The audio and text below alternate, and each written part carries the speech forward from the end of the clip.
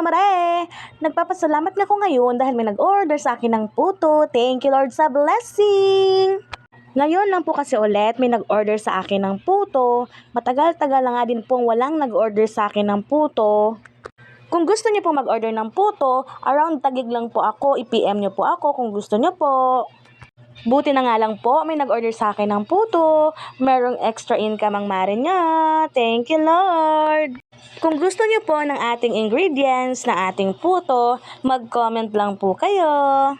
Malambot at masarap po ang ating puto cheese. Pinapakita ko nga po sa inyo ang aking gawa na puto cheese.